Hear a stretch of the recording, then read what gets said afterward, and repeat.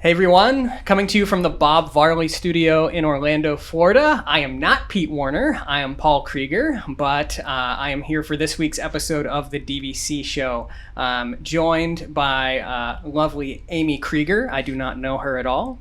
Hi. Marissa Valentin is here with us as well. And Let's then, forget of course, my name right. And then, of course, Corey Fiascanaro back there making us look lovely and sound lovely as well. Welcome home.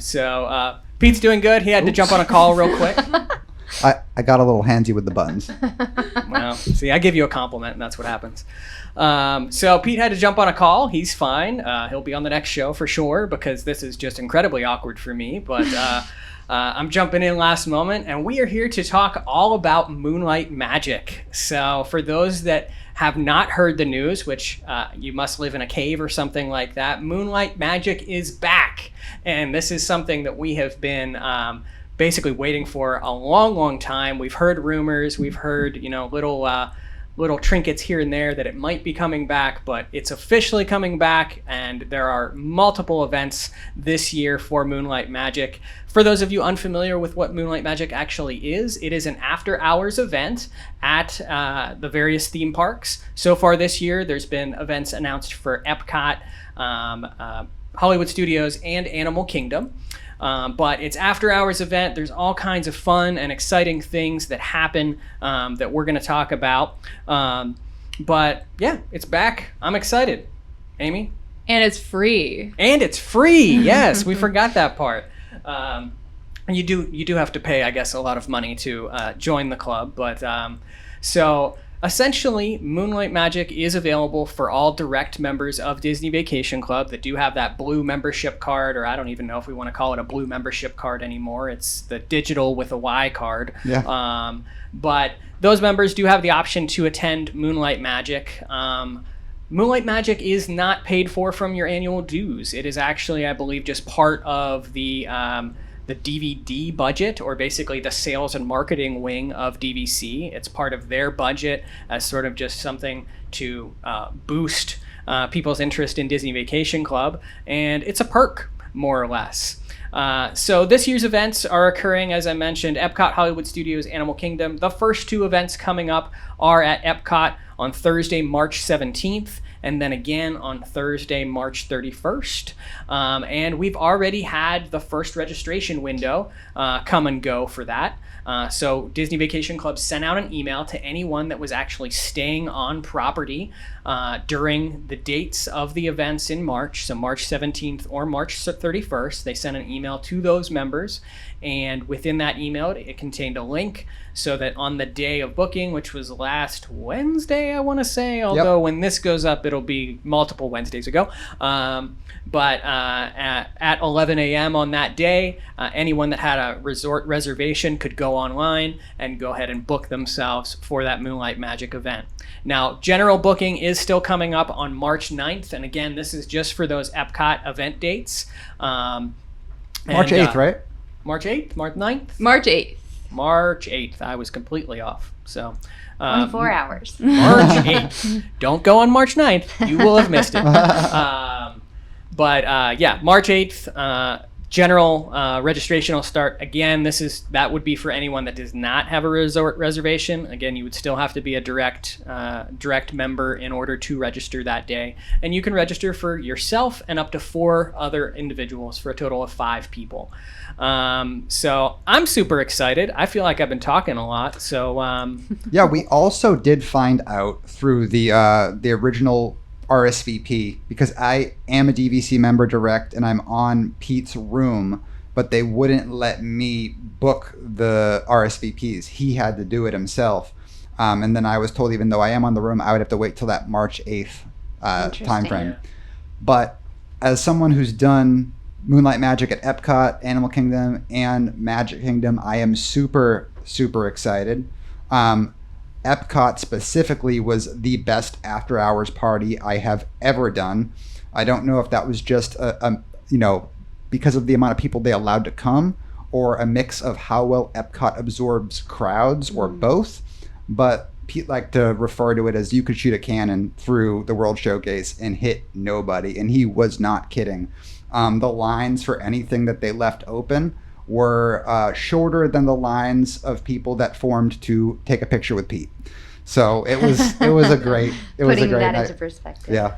Before we go any further, I forgot to mention at the top of the show, this show and all of the content that we produce on DVC Fan is brought to you by the World of DVC. So if you're looking to buy or sell a Disney Vacation Club contract, you will want to see the lovely Marissa Valentin and the people over at DVC Resale Market.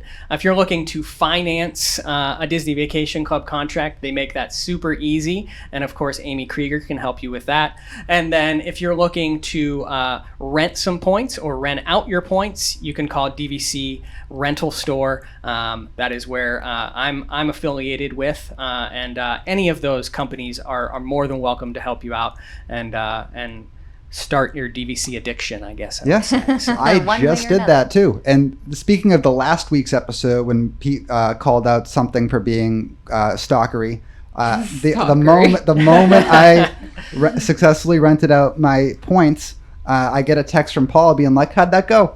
I'm like, "You stalker, creepy." I just want to know that it was a good experience, that it was easy, and that's just customer service. Just customer service 101 there. Oh, and it was really smooth and easy. And another cool thing is, I rented a little bit more than half my points, and it covered all my annual dues and then some. Yep. So that feels pretty good. Pretty good. Awesome. Well, I'm glad you had such a successful time. So back to Moonlight Magic. All of us here, I believe, have done it except for... I have yet to do it. Yeah. What are you excited for? Well, I'm excited to get back to the parks with low crowds. Yes. I am excited just to see, I think one of the cool things that I've seen from like pictures and when I work directly and getting to kind of know what they do in terms of planning those events is like the spontaneous character meet and greets, which I think we see so little of that these days in the parks. And coming from Cruise Line where you got to see more, I think it's really special to be able to pull out one, unique characters, and two, have that be the spontaneous magic that we all love with Disney. Yep. I think one of the unique things about the timing of all this is they're going to be launching one of the most sought after Disney products directly, right? Mm-hmm. And within that same week, they're bringing back one of the most sought after direct perks. Yeah. So timing, we talked about earlier on our other episode about the whole bag thing and marketing maybe not connecting with sales. Marketing clearly connected with sales on this one because it is very good timing for that. Yeah, and if you've listened to some of our shows, a lot of our criticism about direct purchases have been the benefits. And the two big benefits for me that I always go back to are annual passes, which are still not back yet. So we need to see those come back, and that benefit for direct Disney Vacation Club members, because those people are visiting often enough that those annual passes are very lucrative. But I don't think they're coming back anytime soon. It's just a hunch. But Moonlight Magic was the other big one. And, that one for me that's the FOMO situation. And I've said that before. Like, I want to be able to go to those events. I want to be able to attend those events. And that's what makes it fun. So, Amy, what are you excited about? So I'm actually really surprised that Moonlight Magic came back. I was one of those naysayers. It was like, okay, we went to the condo association meeting, and they were talking about, here's what we brought back, and we brought this and this and this, and they did not mention Moonlight Magic at all, which I was very surprised. But I'm very excited about it. I am wondering if how it's going to compare to the years past. I know that you had looked up the wording of some of what they were offering in the years past, but before they would have like a special fireworks show just for Moonlight Magic. At Hollywood Studios they did Fantasmic separately just for Moonlight Magic. So could you imagine the size of the audience being so low and being able to watch Fantasmic that way? We know Fantasmic's not back anymore at Hollywood Studios yet, and when's the Hollywood Studios one? It's not until July, so maybe it could be back by then. Do you think they'll let me drive the boat like Steamboat Willie? No comment at all. I don't know what to expect in terms of food. In the past, they had they first had a buffet where you could go and get like theme park food, like chicken fingers and fries and stuff like that. Then they changed it to what I loved, which was the voucher that they would give everyone that was attending Moonlight Magic, a voucher, and you could go and use it at a number of different quick services. at that park. This time it just says complimentary special treats and delectable delights. So I don't know if they're, skipping feeding you dinner this time and just giving you snacks, or, I don't know what it is. I would just manage your expectations that because of, current changes and to DVC, it could be pared down just a little bit. It's still free. It's still time in the park that you get for free that you can bring guests to, and there's still, free snacks and stuff. So I'm very excited about it, but just manage the expectations that it could be a little bit less than it had been in years past. I'm excited for the food. That's that free food voucher was worth its weight in gold previously. When we went to, where did we go? I think it's called Rosie's. Yeah. It just normally burgers. Normally the voucher has like 3 or 4 different quick service options on there, and it tells you like what you can get at those locations. But yeah, the ability for that is great. But right now, like Amy said, we just want to manage our expectations. It's great enough that it's just coming back at all. Being able to go in the parks, have low wait times, after hours. We were just talking earlier today just about how much fun it is to be in the parks later in the evening. Like that's something that is just now slowly coming back with some resort after hours and stuff like that. So I think that's going to be awesome. What are you looking forward to, mister? So I do anticipate exclusive fireworks shows for at least Epcot and Hollywood Studios, not Animal Kingdom obviously, but I feel like they might do something cool there with the tree. And the Epcot fireworks show that they did last time blew me away. It wasn't like to any, Disney music or anything like that. It was just a really cool fireworks show, and the fireworks felt like they were going to consume the crowd. Like they were so close to the people that's not normally how Disney fireworks go. And there is a vlog out there of me audibly recording that show and just saying wow because it was awesome. The food as well, I remember Epcot specifically, we got the voucher and it was for the quick service in America that is now Regal Eagle, that used to just be a basic like chicken finger place, and then Electric Umbrella, which is no longer with us, and then somewhere else. And I feel like Epcot has gone the way of almost getting rid of a lot of their basic quick service places, which is what we got last time. So I'd be really excited if we still got that voucher, because Epcot's food has definitely improved over the years. I would love to see. So this is going to be right after Flower and Garden has opened. So I think it would be neat to see maybe a couple of those Flower and Garden booths actually open during the after hours. That would be amazing. Right. Yeah, they do that for the race after parties for some of the races. Yep, some of the race it's weekends. Possible. Hey, a man can dream when it comes to food. Going back to the registration process, I know we've had a lot of people reach out on the DVC fan Facebook group, just a little bit nervous about those processes. So far, registration for this year's event has gone pretty much as well as you could have expected it to go. There were a couple hiccups that we'll get to. But like I mentioned earlier, essentially if you do have a resort reservation on the day of one of these Moonlight Magic events, when that registration, right before that registration window opens, you'll get an email with all of the instructions related to registering for the event, and then registration will go live on a certain date and time for those individuals, and then you will basically get into a queue. It is a randomized queue. So like my number was 2,000 something. Somehow Amy got like 376. I have a secret that I'm not divulging. Ooh, Oh, okay. Because of why I got number 200. Okay. Yeah. Sorry. I'm sorry. But yeah, so you'll get into that randomized queue, and then I think basically anyone that was really trying to get the event, I don't know of a whole lot of people that got shut out. We did have a couple glitches along the way, though. We did, and so you could have a cash reservation at a Disney resort and qualify as long as you were a qualifying member, meaning a blue card, what was previously known as a blue card carrying member, or you could be staying on points, and those also counted. So what was going on with just a few members, a handful of members, was that I don't know if it was, one of them was that they had reservations to 2 different locations, a place that qualified and a place that didn't. One was a Swan and Dolphin and the other was a Disney resort. So that seemed to cause some kind of a hiccup in the system. But the people that I talked to, and this isn't everyone, there are some people that did not get in because of issues and it just took too long to resolve. Hopefully those people will get tickets on the open registration day.